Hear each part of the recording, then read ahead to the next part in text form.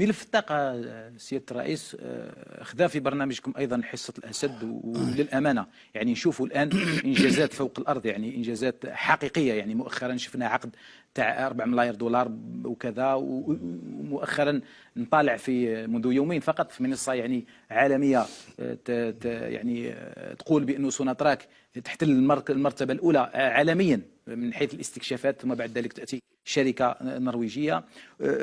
نشوفوا أيضا مشات للإنتاج كما في برنامجكم سيادة الرئيس المواد الأولية وكذا وكذا وكذا. وهذا الشيء خليني نربط سيادة الرئيس مع الطريق العابر للصحراء، مع الأنبوب أيضا العابر للصحراء اللي يربط بين نيجيريا والجزائر، ويخليني نتكلم على مشروع الفيبروتيك. يعني هل الأمور مربوطة عندك سيادة الرئيس، خاصة أن القطاع نشوف فيه مشى للأمانة؟ يعني أمور مربوطة جدا، لأن أولا أنا أول مرة مشيت لأديس أبيبا في بداية يعني بتقريبا أغلب الرؤساء الأفارقة ولا الممثلين تاع الدول اللي كانوا تما كلهم يعني فرحانين. قال لك نهائيا شفنا الجزائر، سمحت فينا الجزائر وضعنا وكذا وكذا، لأن الجزائر مصيرها إفريقي وامتدادها إفريقي. ولم إفريقيا ما يكون إلا بمساعي، مش مساعي الجزائر وحدها، ولكن مساعي بعض الدول الإفريقية. احنا لما نقول الغاز النيجيري يوصل لأوروبا عن خلال النيجر ولا الجزائر، هذا عمل عملاق إفريقي، سي بان أفريكانيزم. نتمنى باش يوم من الأيام نكونوا من مزودين الكهرباء لإفريقيا كلها، ولما لا؟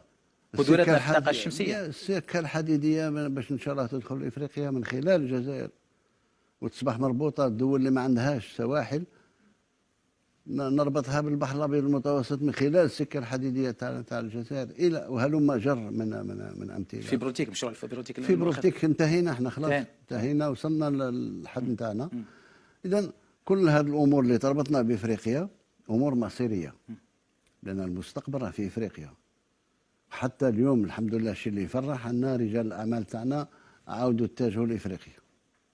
صبحوا اليوم تصور يعني احنا ننادي بإفريقيا ما إفريقيا، يعني كاننا في بداية الاستقلال تاعنا، لما الوحدة الإفريقية كانت سياسية ونضالية أكثر ما هي اقتصادية.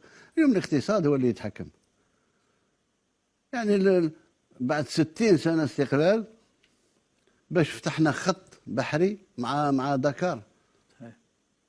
شفنا الاستقبال الباهر تاع شيء عيب كبير. دولة يعني عظمى في افريقيا مثل الجزائر ما عندها باش تمشي انت باش تمشي لواندا خصك تفوت على باريس ولا تفوت على لندن، ما عندكش خط ما يسموه. الامور هذه كلها رانا نراجعوا فيها، ولازم تتراجع، ولازم الجزائر تاخذ حصتها في كيانها الافريقي. ما تبقاش منعزله على افريقيا. شوف، في 94 كانت فيه دراسه مدققه من طرف ذوي القدرات الاستراتيجيه في الولايات المتحده.